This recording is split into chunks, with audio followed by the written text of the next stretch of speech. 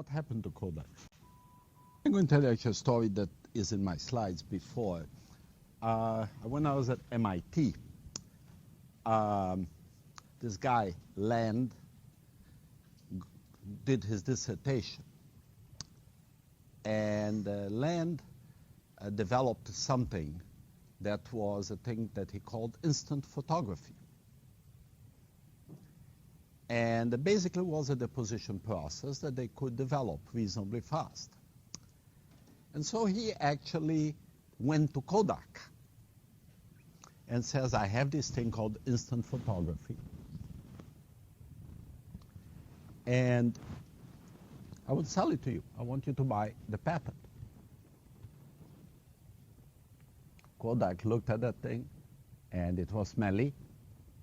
And basically, you took a picture with a little box, and then you kind of tore a piece of paper, and in about a minute, picture materialized on top of it.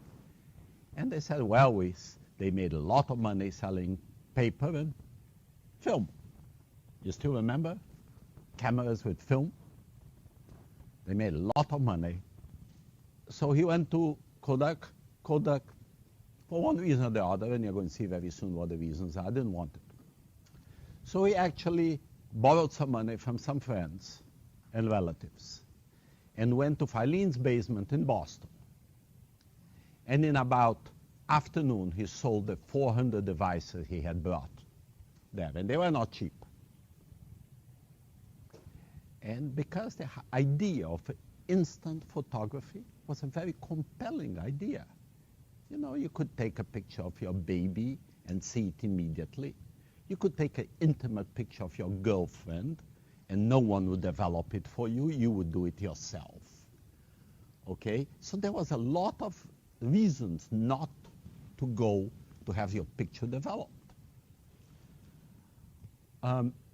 Then he got some money because he had proven that the thing worked and started a company called Polaroid. And you all heard of Polaroid, correct? And for a while was the hottest thing in the stock market. Polaroid and Xerox at that time. Very, very popular in the markets. And it was expanding, eating market share very rapidly from Kodak. Kodak basically dominated the film market. And then Kodak said, well, after a couple of years, they said, they're eating us alive. We are going to start our own instant photography. So they put a film on. Polaroid didn't take that very kindly and sued. And the judge found Polaroid winning and found Kodak in infringement of many patents. Told Kodak to pay $100 million to Polaroid and forever to desist from the instant photography business.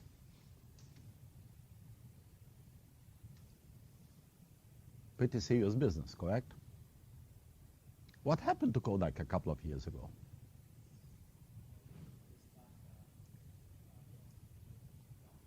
But they went bankrupt.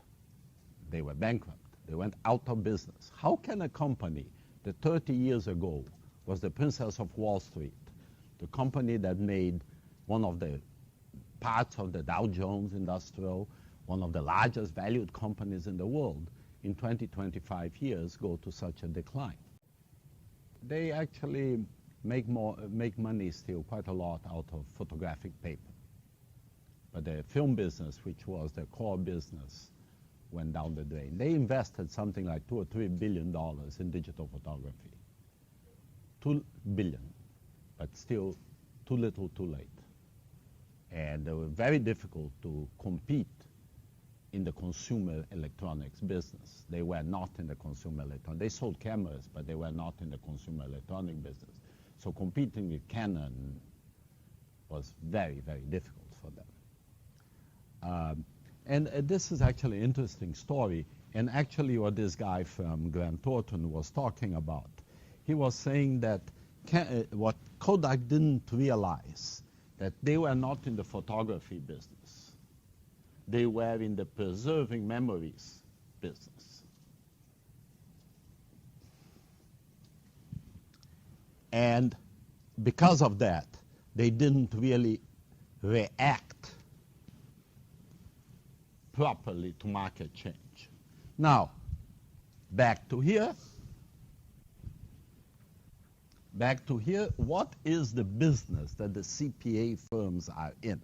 I think a lot of people would say that the CPA firms are in the auditing business. But last time when we talked a little bit,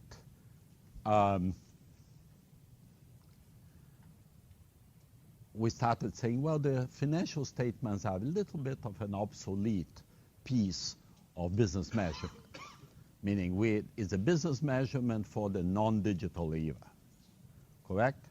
So what's going to happen with the CPA firms? All of you are interviewing with them, correct, for a job? You're hoping to meet a few partners today, correct, tonight? I even see some ties on. I have one in my pocket too, so. So what business are they in? Where do they make their money? They make their money. Remember, the firms were in this big path to consulting before 2003, correct? They were making more money out of consulting than out of auditing. And then Sarbanes-Oxley came in and said, no, you cannot consult. Next thing that happened is they sold all the consulting businesses, except for Deloitte, who separated it out. And then progressively they discovered that they were not allowed to consult for their clients, audit clients, but they could consult to the others. And so they all reacquired advisory practices. But the advisory practices are not as big as they were before. Can you explain me why? So you think the internal audit departments became a competitor of the CPA firms? I think that's a factor. I don't think that's a preponderant factor, but I think that is a factor. With the lull of availability of consulting from the CPA firms, companies had to develop certain degrees of internal competencies, and internal audit was one of them. I think that's a little factor, not the biggest. Well, the biggest, you know what was the biggest consulting business they had within their consulting practices? What did they do most?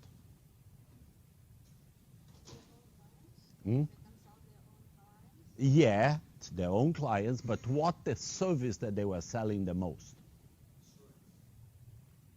That's not in the consulting side, that's the assurance side. Actually, consulting had become bigger than assurance. Enron was paying $25 million a year to Anderson in consulting and $23 million in auditing, $24 million in auditing. What was this consulting that they were selling?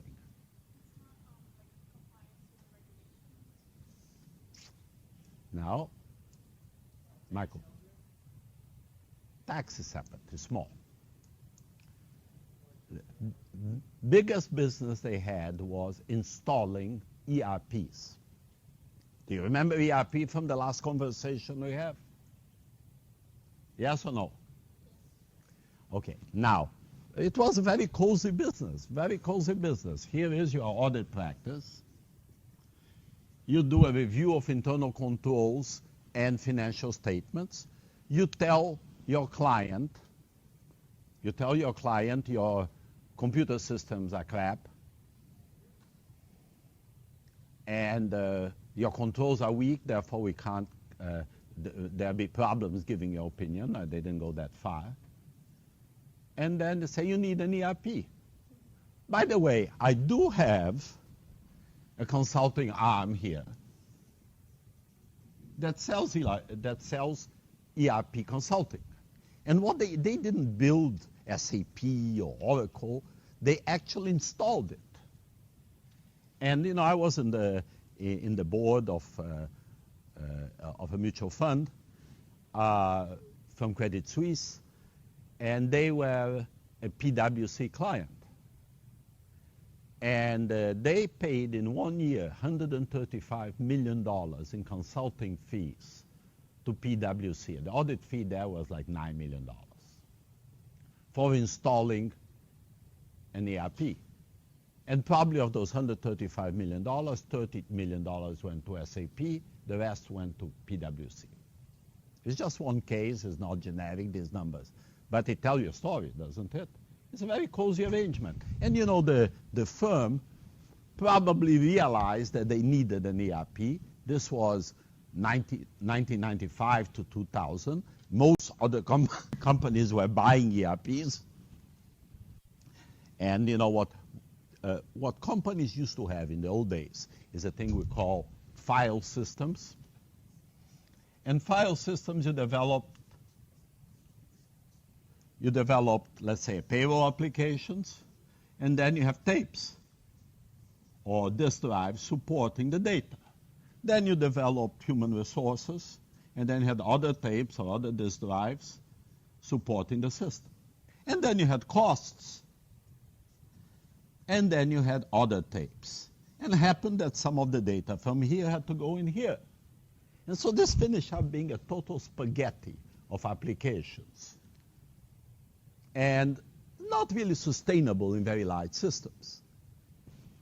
And so since the early 90s, people started going to what I designed to you before an ERP, something that was a big database in the middle, typically a relational database, and these applications working all around the same relational database. So these things merged into that.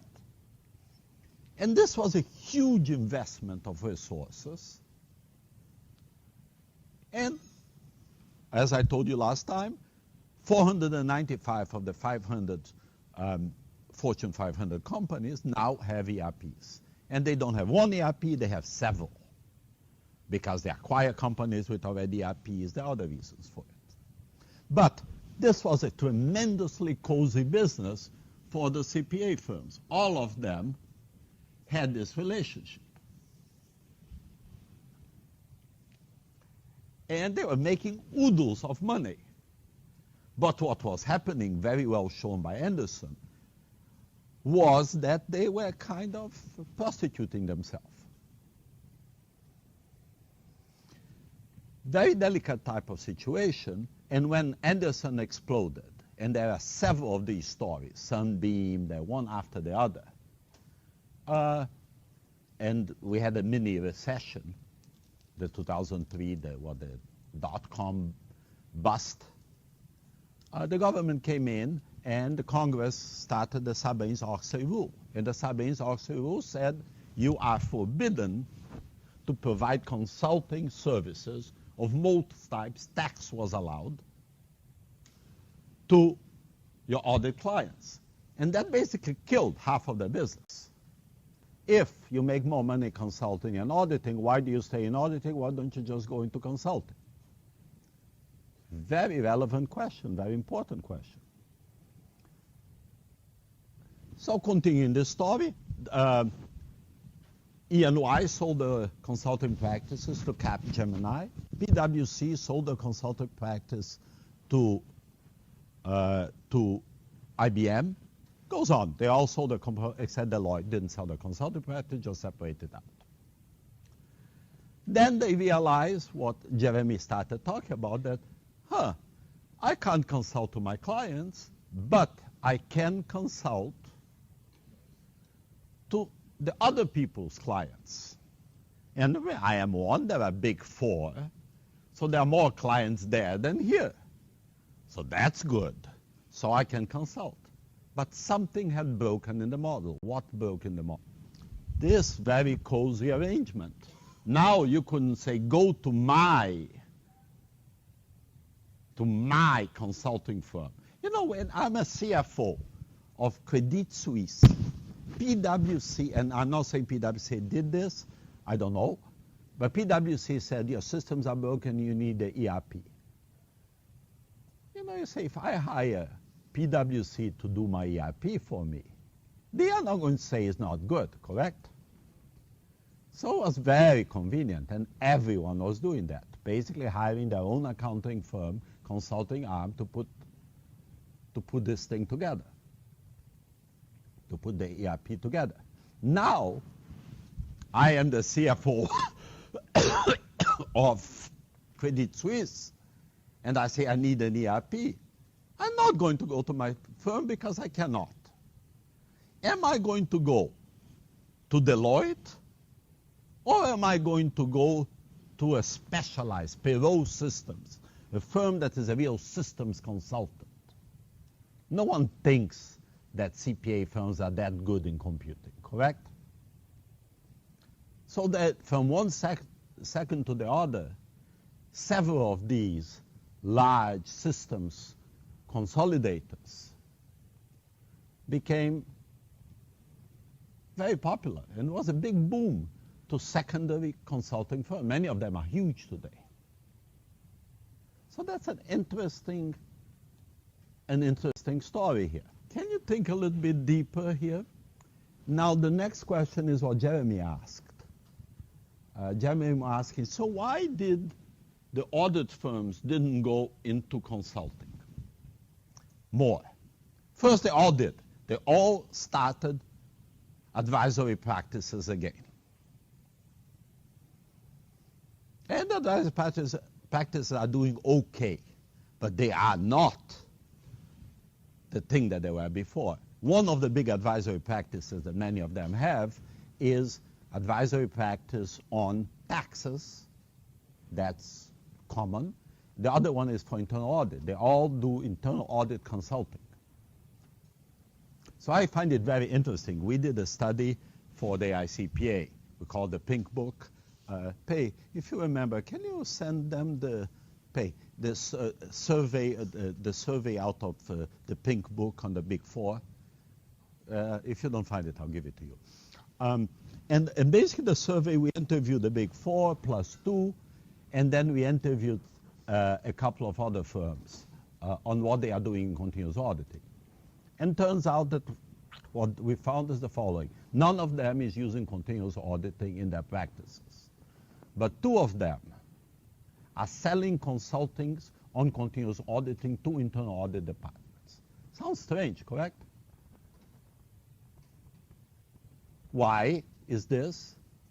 It's an interesting question, and I think I have a theory to it, but I'm not totally sure. Next thing is, what are the unforeseen circumstances of Sarbanes-Oxley saying, thou shalt not consult? What are the every time you have a legislation, there are the normal things that happen, and there are the things that you didn't expect. I called it unforeseen consequences. Unintended consequences, that's the usual jargon in economics. Actually, that was probably what doomed Anderson. Anderson not only had this problem, Anderson was the biggest of the consulting of the CPA firms. And it turned out that the partners, the principals on Anderson, basically said, why are the CPAs that are the partners making so much money, and why are we paying them so much out of our consulting money? So they had a big internal war, and they basically divorced. And in order to divorce, Accenture, which was Anderson Consulting, had to pay $2 billion to Anderson to be able to divorce.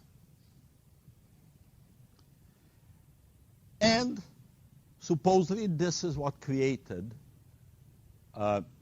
some of the problems with Anderson, because then basically management of Anderson told their partners, go out and make some money, because we have to pay this $2 billion to consulting firm, and try to hustle for some consulting too, the ones that we're allowed to do. So created a big problem there. And but one thing that was happening is that this preferential relationship had been broken. And so back to Jeremy's question, it wasn't as beneficial to do consulting as it was before.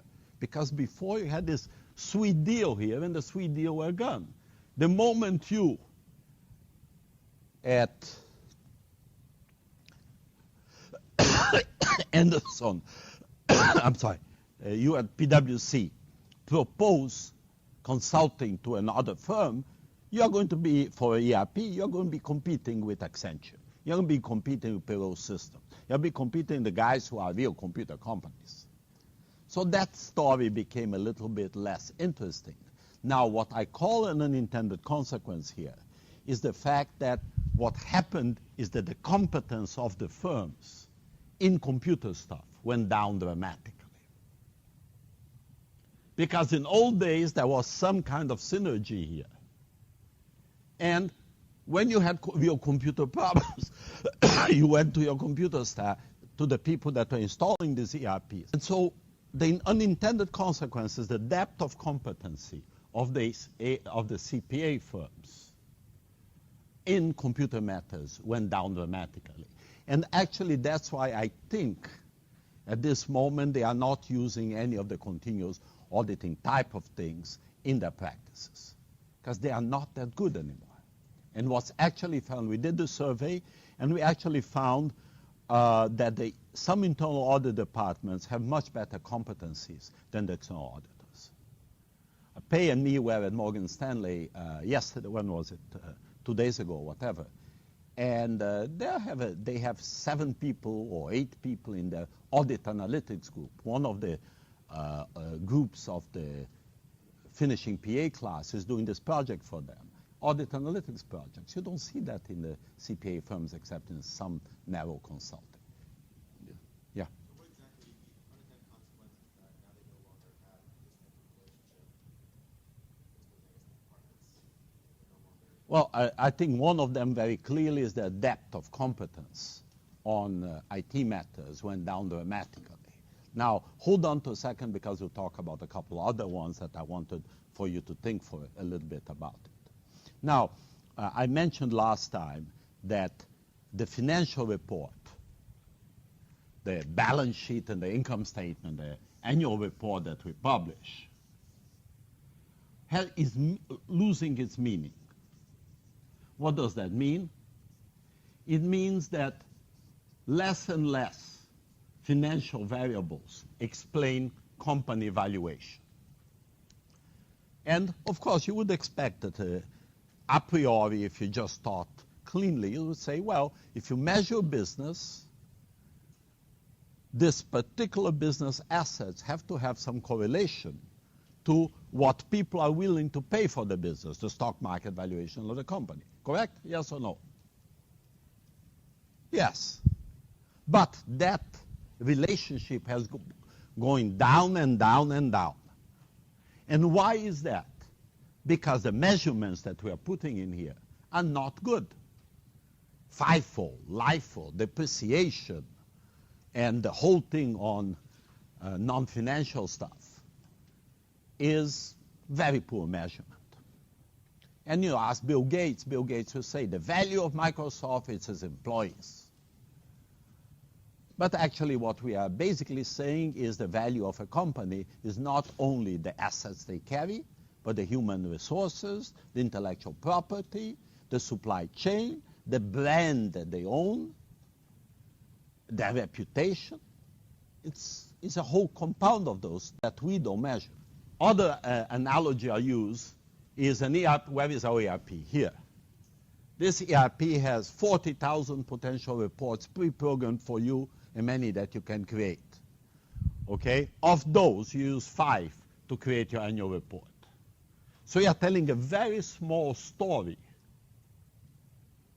with a lot of data. So actually, what happens is that this is the size of reports, etc. Here, this is the size of financial reporting. It's just a visual representation here.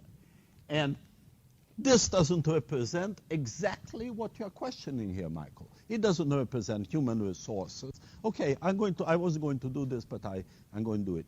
How would you measure the human resources of a company in a way that you could report to my naive investor that, so you are going to create a balance sheet of education of your employees. Don't laugh. Why not? Yeah. Turnover employees. Absolutely. It's important KPI. What else? Are you in HR? No. But that's what they do. What else? Internal promotions or external hirings, growth, how much you train your employees. If you can find some measure of what they actually can do. If it will be academic, would say how many publications you have. Yeah. Go ahead. Rate of success compared to other companies in the same field? Oh, that's difficult to measure. Interesting, very interesting. I mean, it might be to sales team versus different heads. Yeah. With sales team, yes. Acquiring, let's say, salaries in relation to sales, some ratios of that sort. Is it really good measurement? Not really. But if you are a stockholder, would you rather know that or not know that? You are particularly interested on that on things like consulting firms, on things like accounting firms, on things that are labor intensive and provide a service. Now remember, the traditional accounting model is oriented toward physical goods, is property, plant, equipment, and inventory, correct? Those are the biggest numbers. And then you have these a little bit other numbers, receivables and payables. And by the way, you have noticed I don't criticize receivables and payables too much because they are pretty objective measurements. Although they are kind of the tail of the dog, not the beginning of the dog. You only have a receivable when you already did a sale. And you already only do a sale if you already have the inventory. You only have the inventory if you plan to do the sale. So by the time, as Bill McCarthy, professor from Michigan State, my friend, always says, by the time we make the first bookkeeping entry, the most interesting things about providing business already happened. Okay, so good. You guys did good with the human resources. I talked about IP, intellectual property. I talked about supply chain. I talked about brand. 3 big valuations. There are many other intangibles of this sort. The Galileo model is after the 2003, the AICPA created a task force. And the task force was called EBR, Enhanced Business Reporting. And EBR was designed to create a better accounting model that measure more things. And so they had people on the Big Four, they had a couple of people in large industries, like Microsoft, they had a token academic, me. Okay?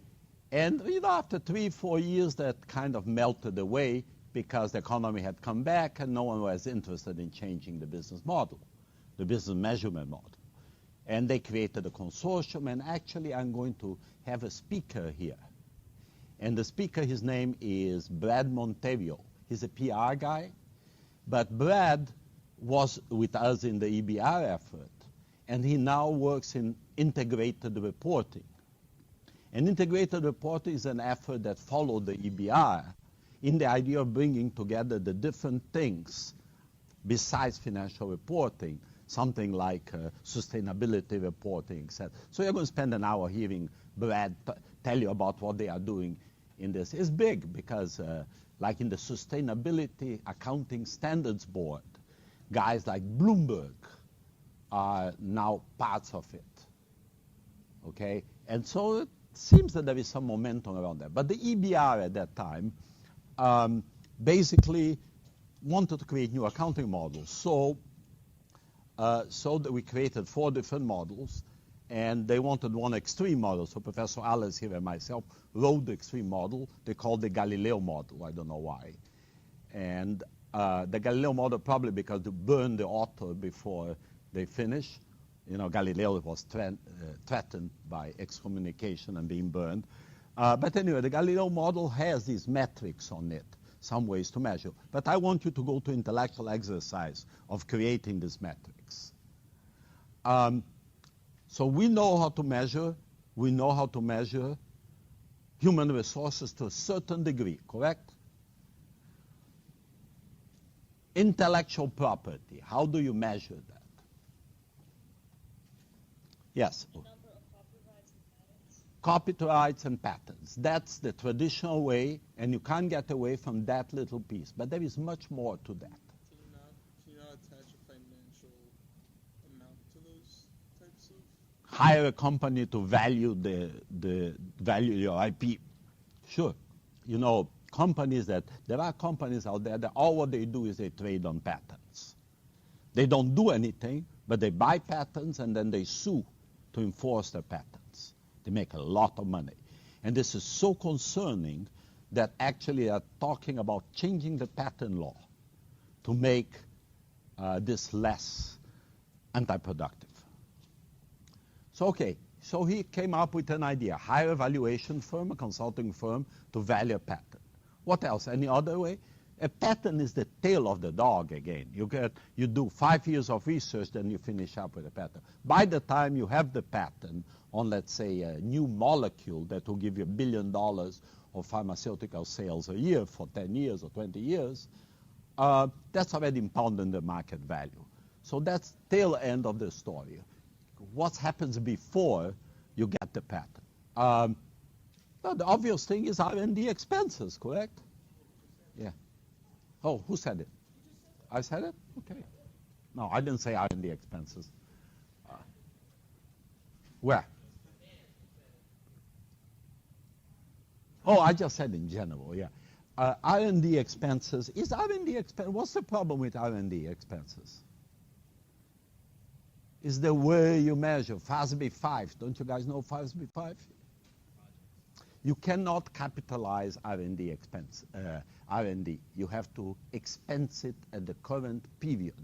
What does that mean? Is that you're investing for 20 years on a new molecule.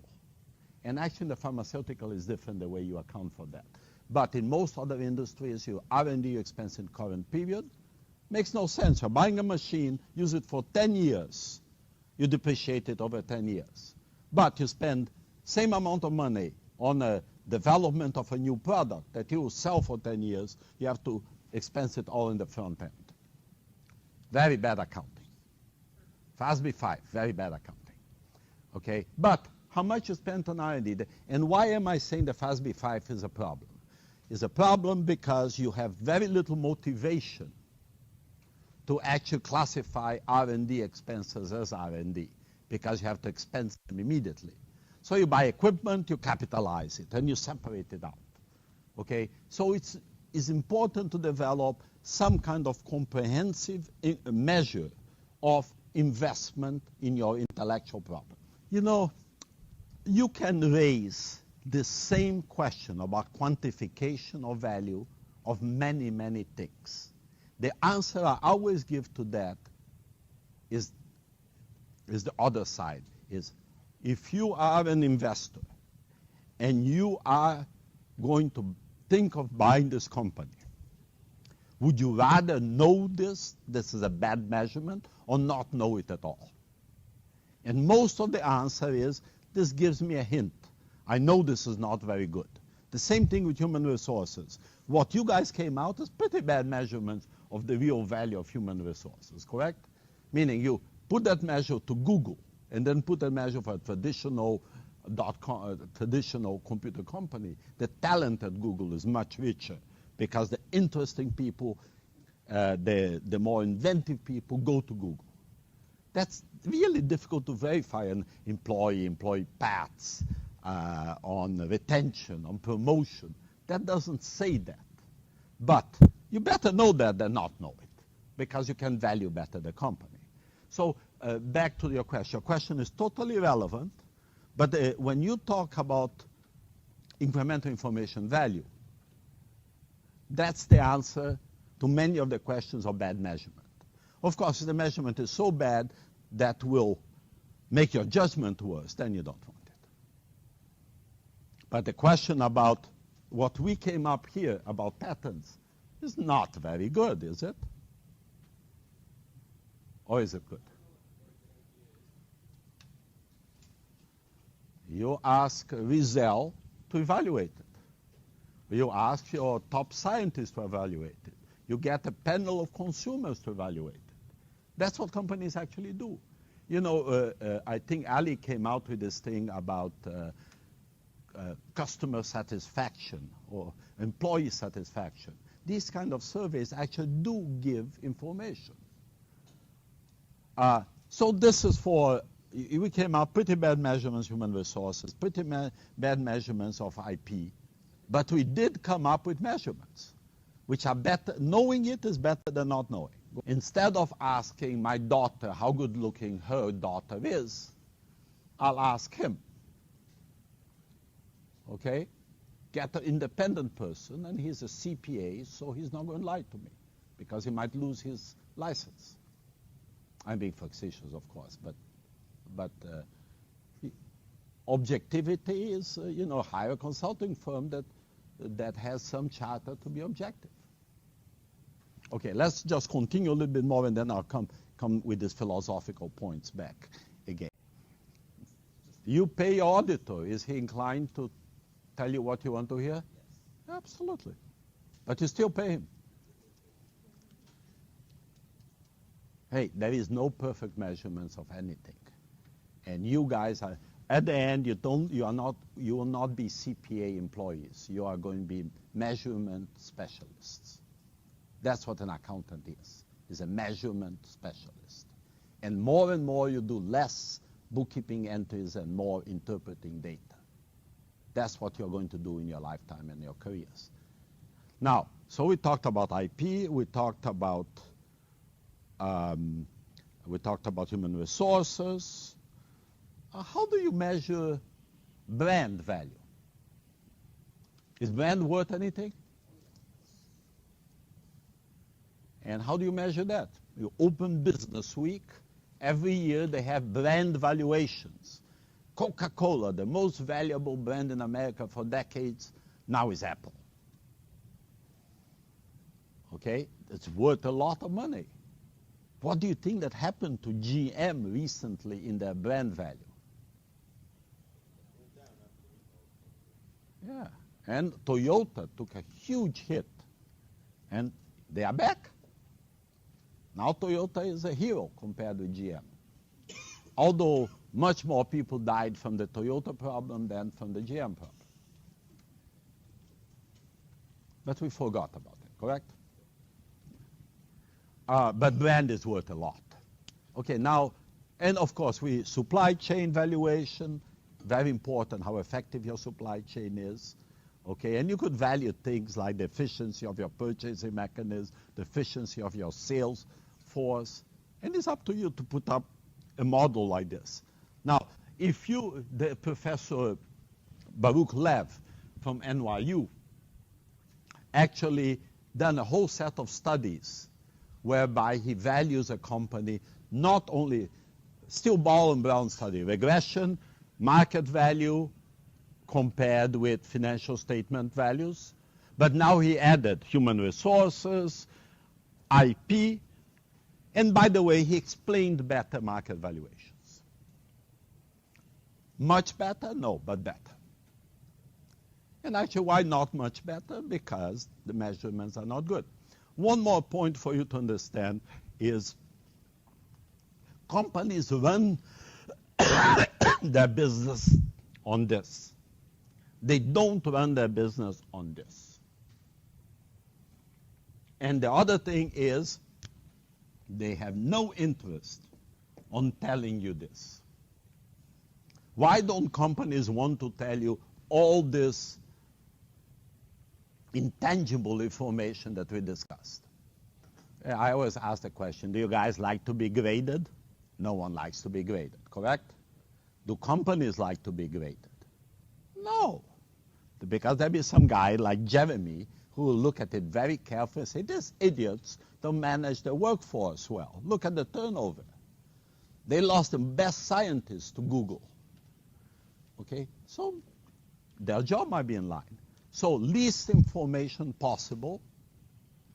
Now in Europe, companies do much more voluntary disclosure. The environment is much less litigious, much less litigation. In the US, there is any time you publish something that you're not required to publish, you can be sued for that. And therefore, the trade-off between the market advantage of saying some good things about yourself and the cost of potential litigation is different. And so if you see European companies, they do much more about sustainability, much more about environmental respect, much more about non-financial variables, because they are much less subject to litigation. I think that's one of the reasons there is also government pressure in Europe to being more open about the other sustainability variables. So now we go back to the question I asked at the beginning, why I showed you the Kodak moment slide, video, is we would define our profession now as providers of financial statements. But if the financial statements are not so good, and progressively their value is going to go in the direction of the film value, the Kodak film value, you better redefine yourself not as provider of photography, but a provider of memories. Not as a provider of telegraph, but as a provider of communication. Not as a provider of financial statement assurance, but maybe a provider of assurance, of trust. And someone here asked, well, the consultants are not really reliable. They'll tell you what you want to hear. But every company hires consultants for salary advice, hires consultants for all kinds of purposes, even if they are biased, correct? Creates good behavior, correct? It's a deterrent. It's a deterrent. And you have to create professional standards, meaning what is an auditor? Auditor is somebody that verifies if you obey the rules of reporting in your financial statements. So what is an external consultant providing you a more generic assurance? Same thing. There are some generic rules. You create some you look at the measurement to see if you're following those rules. Or maybe you assure the fact that you are reporting your indexes correctly. That's what a lot of internal audit departments do. So this was the purpose. The purpose of this discussion was to kind of make you think a little bit about what we do in assurance. Now, I'm going to move ahead here, and you have these slides. And I'm going to talk a little bit about this idea of predicting technology. And we already introduced this concept last time. And what is this idea of predicting technology? We already talked about this last time. Why would you predict technology? What is your desire to predict technology? Michael? Everything is about making money, correct? Yes. It's economic gain. You don't go to work only to do a grand social good. You go to work to be able to eat and to sustain your family and to make a big buck if you can. Correct? I mean, there are not too many people that go to work just for the niceness of it.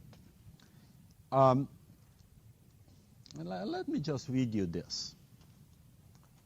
When every telegram consists in itself of a written record of what is being communicated, Bell's instrument uses nothing but the voice, which cannot be captured in concrete form, and therefore will be no record of what was said or agreed upon. We leave it to you to judge whether any sensible man or woman would transact his or her affairs by such a means of communication. Do you know what this is? And who is Bell?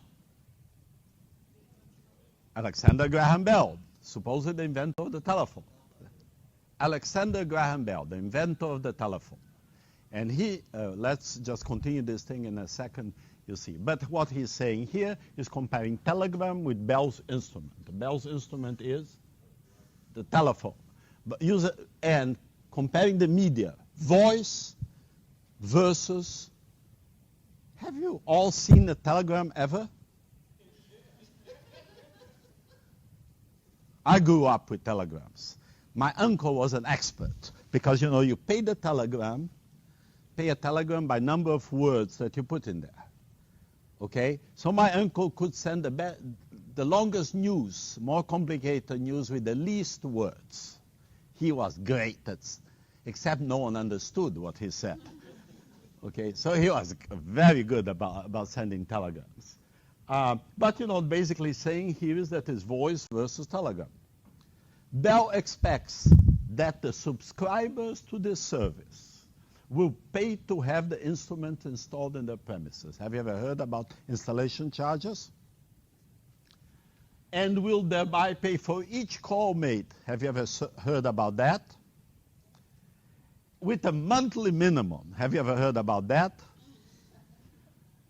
We feel that it is unlikely that any substantial number of people will agree to such an arrangement in the view of the telegraph officers, which are now giving efficient round-the-clock service in every neighborhood, and the smallest towns, which charge only the actual messages according to length.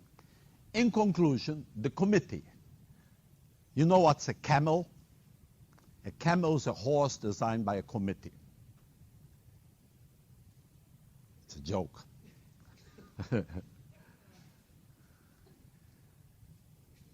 Why did I say that is a horse designed by a committee? Because committees have a lot of opinions and you finish up compromising. So camel, horse. A conclusion committee feels that they must be advised against any investment whatever in Bell's scheme. We do not doubt that we'll find a few users in special circumstances, such between the bridge of the ship and the engine room. It's difficult to send a telegram to the engine room, correct? But a development of the kind and scale which Bell so fondly imagines is utterly out of the question. This magnificent example of managerial judgment was the forecast of a Western Union. Do you know who Western Union is?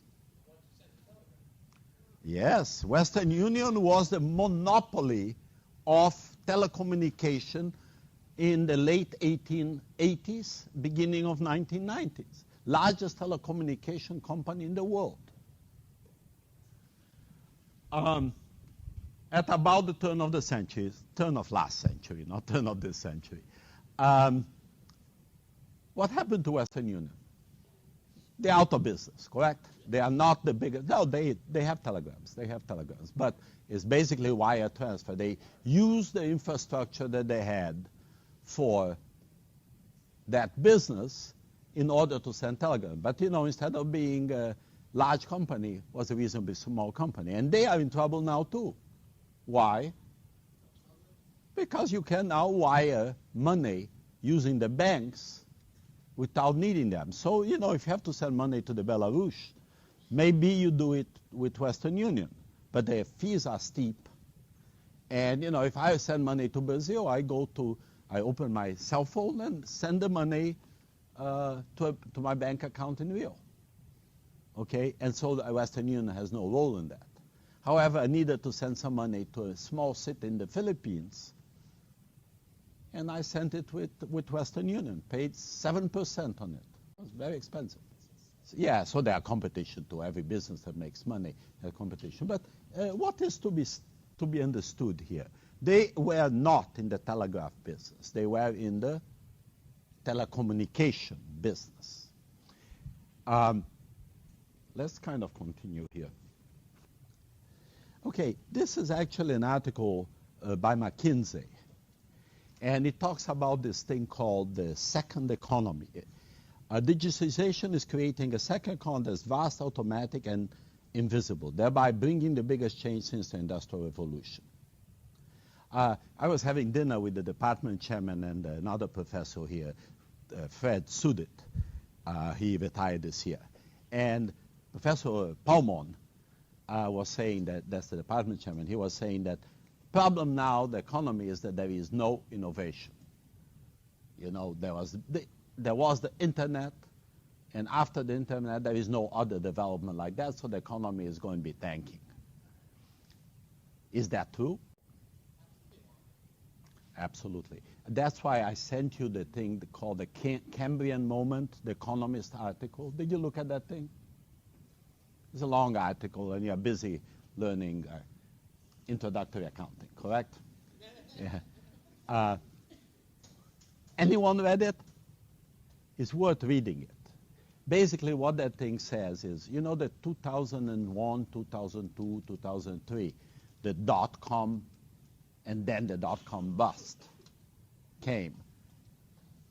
And what we have, remember the hype curve? What's happening is we are going back to the reality.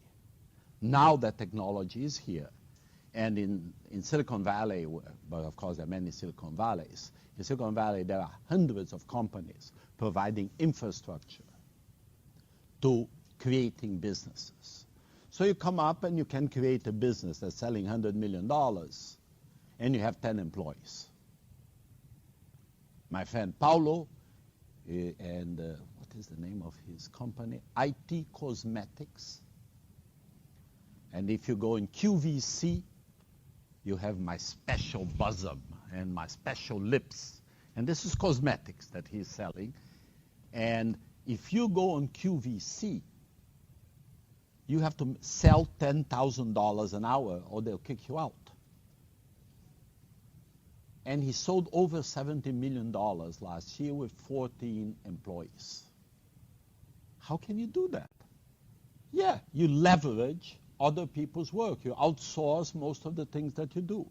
So they have web testing, they have infrastructure, they have payables, receivables, etc., automated, and you just buy these services. Now, what is the cost implication of this? Remember, we talked last time about cost structures, and I said technology requires you for big investment at the beginning and then incremental cost small.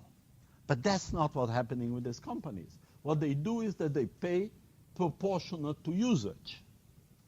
So this company is selling, basically depreciating this to these guys here. And so, for example, you start Amazon Web Services with paying nothing. You get like a 3 gigabytes of storage without even having to pay anything. And then you pay a little bit per usage. So if you're doing well, you pay a lot. If you're doing very little, you pay little. And so all these models are incremental pricing models. And you really actually, what you're doing is a consolidator. You're picking up services in different places. And why they call it the Cambrian moment. Do you know what the Cambrian moment means? This is actually from biology, and say there were a lot of little cellular things developing in the oceans and in the land, mainly in the oceans, in the earth. And then there was this Cambrian moment that in a few hundreds of years, these cells became self-propagating. And they joined and they finally created a model that they could expand. And then they start having babies, expanding babies is a misnomer here. But from 1 second to nothing was happening, progressively went an exponential thing. And they say that's what's happening in innovation. And Michael is right. I think there's huge amount of innovation. And the other thing that Dan doesn't understand is the internet is just the beginning. If you look at the history, when electricity was developed, it was difficult to distribute it. So it took some years to create a distributed network to generate and distribute it. Then it took some years to create devices. To tell you how things change, I sent you a list of books that are interested. And then there is a book that talks about the homemaker's job. And the homemaker's job in the old years was basically washing clothes. Okay? And everyone walked around with creased clothes because there was no really easy way to iron. Have you ever thought of that? You know how do they iron? How did they iron in those days? They had an ironing device, and they put hot coal on it, and then went and with hot coal. And of course, they got burnt with the hot coal. And the second thing, the coal cooled, and you had to keep a fire going. You know, it was not practical or doable if you're a housekeeper, house mother, to keep anyone's clothes ironed. Okay, once the electric iron came in, electricity to your house, and electric iron there. Clothes, you all have ironed clothes. I can see, look how nice ironed shirt he has there. Okay, if this was 150 years ago, it would be all creased. Or you would have to wear this shirt very carefully for a week, because it would take a day to iron it. Okay, but turns out that you say the house mother would now have much less to do. No, the habits change, and now you expected every day to have an ironed shirt. So instead of ironing one shirt every 2 weeks, she had to iron one every day. Okay, so you know when technology gives, technology takes. But changes the habits. But took easily 50 to 70 years to the propagation of electricity, the facilitator devices of electricity, to impound the value of electricity. And when batteries came out, you don't think batteries, what is a battery? Crap, correct? Batteries is portable power. Portable power is very valuable because you can create a whole set of functionalities without being tied to the wall. Now, all of you are dying for the day that you can charge your cell phone simply by pressing a button and getting irradiative energy, correct? Is this going to happen? Probably. Probably pretty soon, actually. Electromagnetic power transmission. Okay? And that will change behavior again. This is 120 years after electricity started being divulged. So you can't expect the Internet's impact. Internet has been here since the 60s. Okay? But the World Wide Web have only been here since the 90s. The World Wide Web is the big changer. Something to charge, I don't care how you do it, something that I don't have to be tied to the wall to charge my cell phone. Now remember, cell phone 50 years ago, there were no portable batteries. You would have to have a wire in the wall.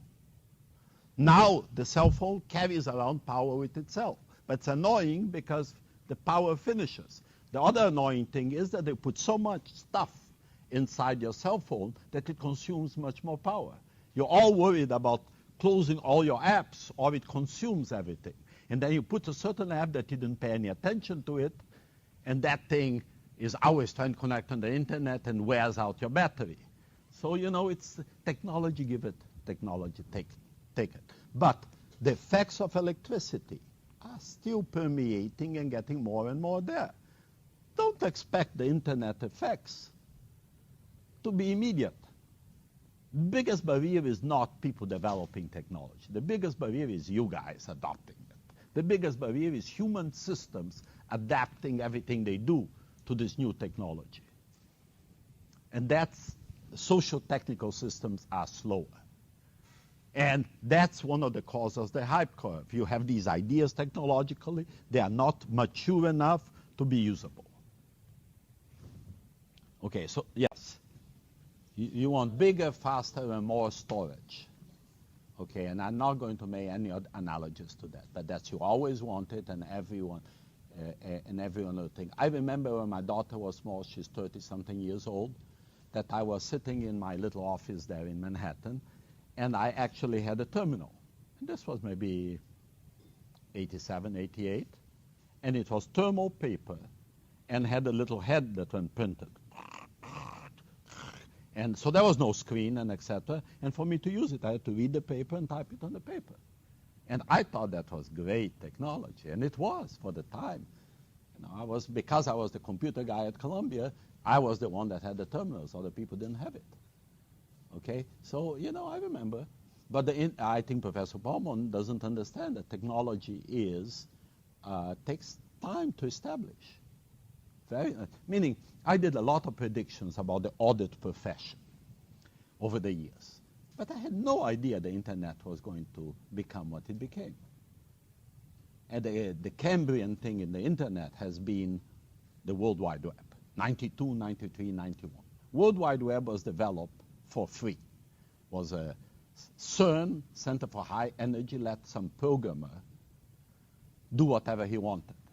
And so he basically, and there were other things that aggregated internet-ish things, but they were not as good. There was Kermit, there was at this time. So this guy basically came out with this World Wide Web, and he outsourced. He went to the computer community and said, I need a browser. Someone can build me a browser. So the Center for Advanced Supercomputing, University of Illinois, built a browser. Okay? And then he said, well, we need a way to integrate video into this. Someone did that. So he put it together, etc., and he put it in the public domain. No one paid for this thing. And progressively, this became hot, and people say, oh, there is a business opportunity there. And of course, the business opportunity makes things really expand. Has to have a business model. And this is actually what we are talking. Okay, so listen to this. In 1850, a decade before the 60 War, the United States economy was small. It wasn't much bigger than Italy's. 40 years later, it was the largest economy in the world. This from The Economist. What happened in between was the railroads. They linked the east of the country to the west, the interior to both. They gave access to East industrial goods. They made possible economic scale. They stimulated steel and manufacturing. Deep changes like this are not unusual. Every so often, every 60 years or so, a body of technology comes along over several decades, quite and unnoticeable, transforms the economy. Is this number legitimate, 60 years, every 60 years? How long took the Gutenberg Bible to change the economy? Much more time than that. How long did it take the plow to change agriculture? Much longer than that. Every year that passes, the cycle gets a little bit shorter. Okay, but takes time. Have you ever thought that the railroads changed the country? If you took economic history, yes. If you didn't, railroads are something that you don't even think anymore about, correct? Although you might take the subway every day. Okay, I'm telling 2 or 3 stories together, then we're going to pull them together. This guy McAfee, professor at Harvard, and you are going to see Andy McAfee's work also together with Andy Bourgeon's, I think Andy's Bourgeon. And this is about the robots and the effect of robots in the modern technology. So keep this name in mind. And he actually has a classification that's quite interesting. But before that, this is actually from Tom Friedman. You know Tom Friedman. He writes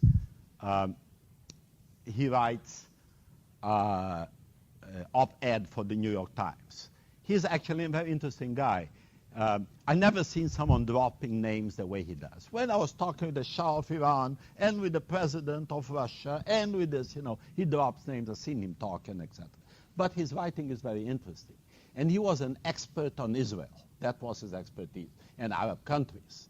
And in the last 2, 3 books he wrote is all about globalization.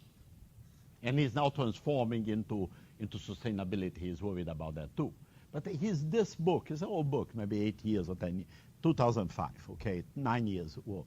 He talks about, it's called The World is Flat. And basically say that everything is changing in the world.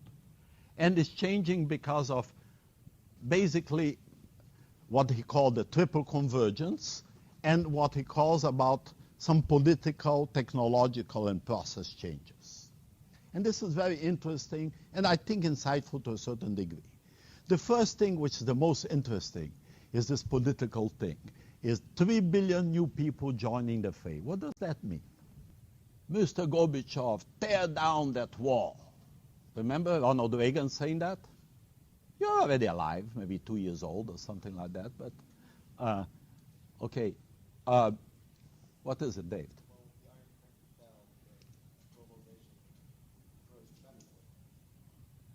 Iron Curtain fell That's 1 billion people around there.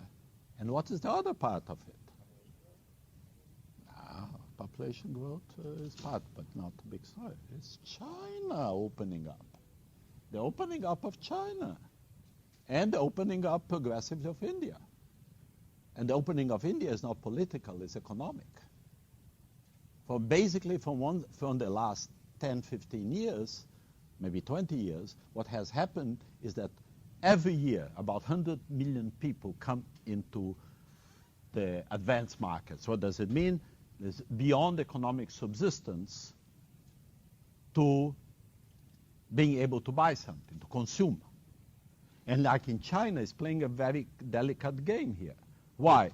Because if they open it too fast, what happens? The cities will not be able to comport the people.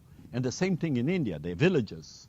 If the people move from the villages to Delhi, Delhi is going to be a big mess, and the villages are going to be a big mess. On the other hand, economies of industrial scale require large plots of land and require those people to be absorbed in productive jobs. And people move to the city because the per capita income is higher. And so actually what has happened, this is probably the most important phenomenon. What has happened is that with the opening of Russia, basically, and the economic progress of India, and economic progress in China. In China, is less economic progress, is more opening that allows the economic progress. Much more people are buying. That's what really comes down to, is spending money. And that's changed everything. And then the other thing, and of course, that basically creates commerce, creates all kinds of things. If you start looking at what's happening in modern politics, is a lot of the effect of the convolution created by more people wanting to buy. Then this whole idea of technology, hardware and software, for multifunctionality is basically functions being performed by machines, things that you don't need manual processes. And then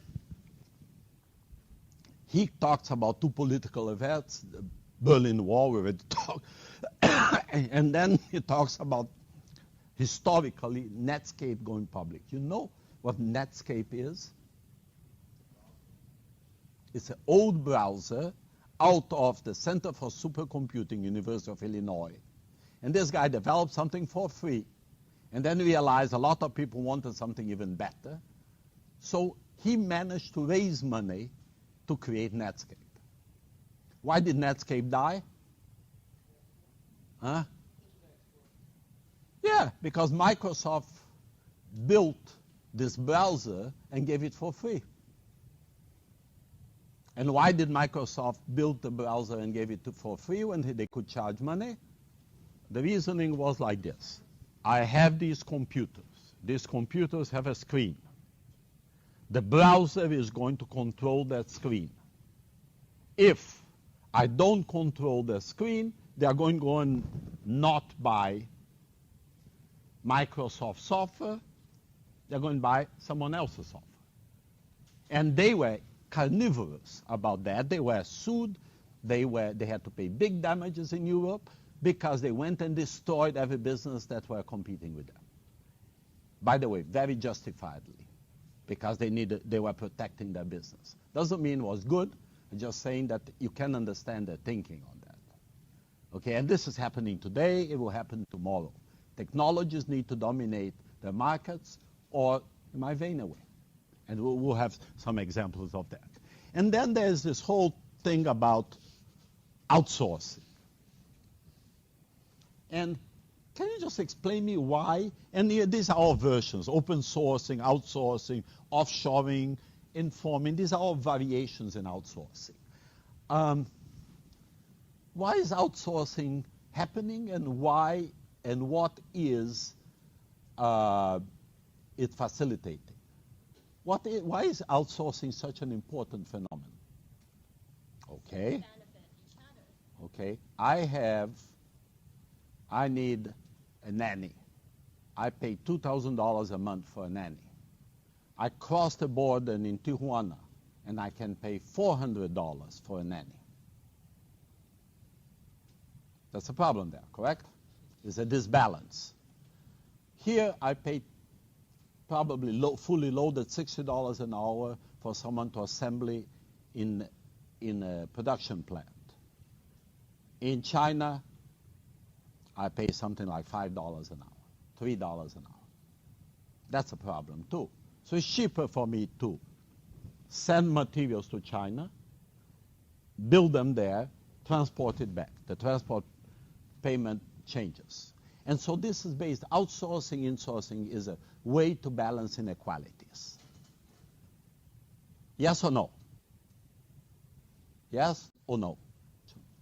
Last 3 years, the U.S. have been going down in manufacturing constantly. And we came to the point that about 10% of the goods in America were being made. 90% were being imported. You know what happened the last 3 years? Went up to 14%. We're going to talk much more about this, but I'll give you the plug immediately. Was there an increase in employment in manufacturing in the United States? No. So what happened? Robots. Robots. So how much a robot works for? $3.50 an hour. How much a Chinese employee works? A little bit more than that. And no overtime, no vacation days, no sick days, no supervision necessary, no union, yes. So there are a lot of change. But the story here is a complete story. More people are coming into the markets.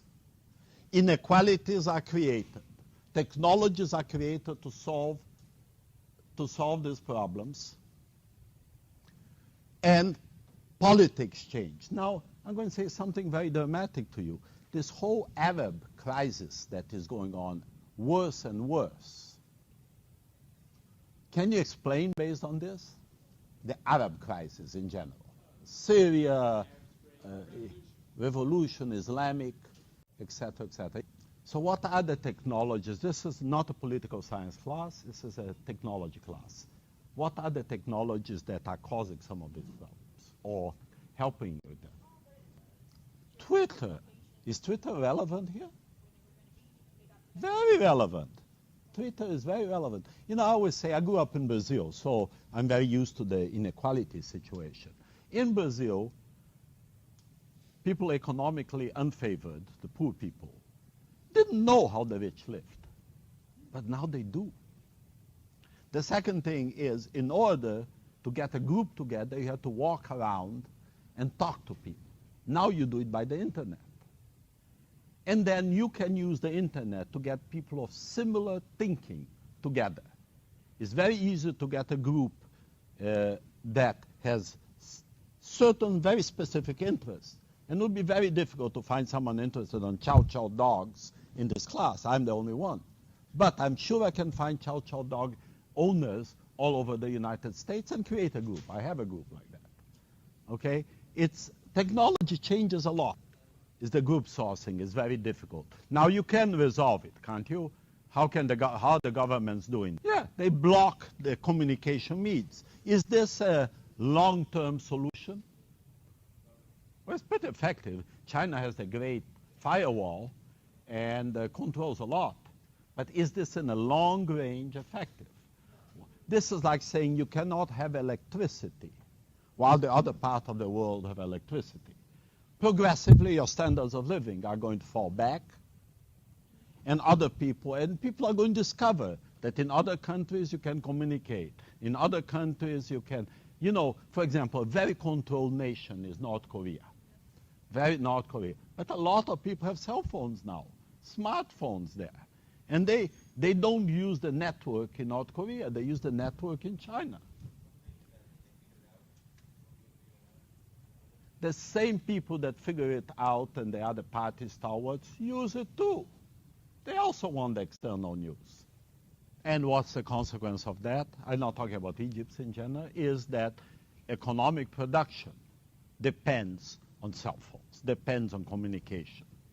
You are hurting yourself in the long range. And this is kind of the interesting thing why I put this thing up, is that these things are all interlinked. This is not a politics class. I'm not that interested in politics personally. This is social change mixed with technology. And this is basically business change. And they all come together. So keep that in mind, because that's the kind of linkages that we are going to make. I want to just call your attention to something. I'm going to say some words here. Wearables,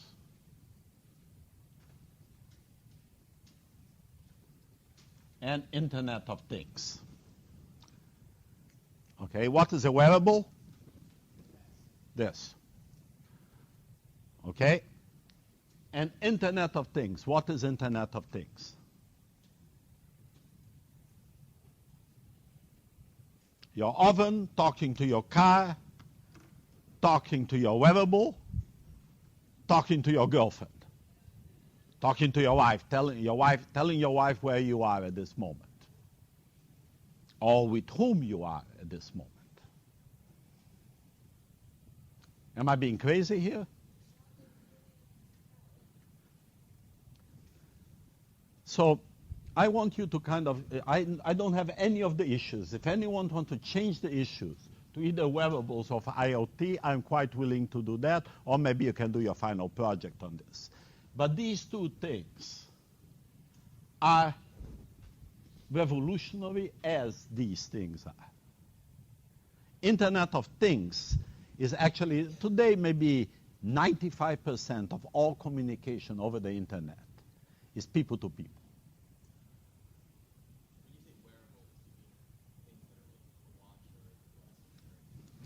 Yeah, this is a motion sensor. Okay, this is Nike Plus, and it looks at how much I move, basically. But this thing can have a Bluetooth on it and can communicate my cell phone, can communicate my watch. Okay, a lot of people wear little wearables just in their pockets to basically understand how much exercise they are doing. Okay, but that thing can be extended to, you have a heart condition, to check how your heart is doing, your blood pressure, your oxygenation, et cetera, et cetera. The wearables are going to be, people are going to wear clothes that become warm and cold with the weather. People are going to have clothes that are going to measure heartbeats and et cetera. They're going to have clothes that communicate. There will be clothes that will undress at a certain time, pre-organized. Okay, this is just no laughing here, please. The wrong place, wrong time will happen too. But these things are, the reason I'm saying that is these things are where we are going very soon. Okay, how many of you have something like this, a Nike Plus? Okay, 2. This is like e-books. 10 years ago, I asked in a class, who reads e-books? Everyone said, I like paper. I'm going to use paper. I like to write on papers. No one will use this, particularly in France. They're very conservative. Okay, no one says that anymore. Wearables are going to be part of the day-to-day. When you go out to Macy's to buy yourself a fancy dress, you're going to look what technology is built into the dress. Is this temperature adaptive? Is this, when I have a hot date, can it become a little bit more transparent? I'm kidding, but I'm not kidding. Okay? Just keep these two things in mind. We're going to come back to them. Remember, Cambrian moment. Now, back to history. Okay? All these things, they call this general-purpose technologies that affect everything. And I mentioned plowing. There are big Mayan cities that actually were abandoned. And the city was perfect. Why did they abandon it? Because the land became untradeable and they didn't have the logistics to bring the food in. So they had to abandon the city. Plowing, the ability to reuse terrain, major technology. Trains, we already talked about that. Electric power. What is a transistor, by the way? Do you know what a transistor is? Transistors were little things like this called semiconductors developed at Bell Laboratories. a few years after I was there. And they basically are kind of on and off switches. But now you put 1 million of them in a chip. And they perform cell phone type of functions, fancy things, and the internet. Now, these are things that affect everything as opposed to specific type of technology. And then around the technology, there are the complements. This is all McAfee's work. Better skilled works, higher levels of teamwork, redesign process. I didn't talk about this in the when we were talking about the Earth is flat, Friedman stuff. But associated with the technology, there is always a redesign. When we were talking about real-time economy, we talked about sensors, that's technology. ERPs, that's technology. But then there was redesign, re-engineering. And I said something like to the effect, if you just adapt the current process to the technology, you don't benefit with the best benefits of the technology. You need also to redesign your process to use the technology better. And of course, this whole idea of legislation around. Okay, now these are really 3 types of IT. One thing that you do it with yourself, the other one is communication, and the third one is for the entire company. And these are 3 nice ways to look at technology. The function IT that assists with the execution of discrete tasks, and discrete tasks, okay? Spreadsheets, computer-aided design, statistical software. Network stuff, things like you are talking, like email, instant messaging, wikis, blogs, and etc. And finally, things that affect the entire company, ERPs. And these are 3 different types of technologies. By the way, I was talking about wearables. A wearable will be what kind of technology? Mainly a function IT, mainly oriented to take care of a person. What does that mean? Yeah, I think it's mainly function, but you're going to put Bluetooth in it and have some control on it. Okay, now, Internet of Things is what? Mainly network, correct? Internet of Things is mainly a communication. Now, the functionalities, these things are never separate. They always have a mix. ERPs have telecommunication associated with it. But they are kind of things that are for helping you individually to do something, things that allow you to do things with other people, and there are things that are directed to the enterprise. This is a good way to think about it. You're going to see in a second. This is a basic knowledge for some of the other stuff that we are going to do. Okay. Okay, and this is just kind of a McKinsey's thing about how big the contribution of the internet to gross national product, to GDP is. And notice the order of the countries. Sweden was 15% now, and in 2009 was 33%. Okay, Germany, United Kingdom, France, etc., etc. Look, United States is not all the way in the top. Is that surprises you? Is the United States the most developed technological country in the world? Yes or no? No. Who is the most developed technological country in the world? South Korea? But per capita, South Korea doesn't make more money than the US. I think the answer to this is depends on what. Yeah, depends what kind of technology, depends on what piece of the country. Okay, the US is a monster of a country with a lot of little pieces. And you find certain pieces that the US has great GDP. Silicon Valley, there is a lot of GDP contribution from the internet. We're going to continue this. And look at these. This is the Russian, Brazil, India, and China, the BRIC countries. And they are still kind of just beginning, which basically means they have a lot of place they can grow.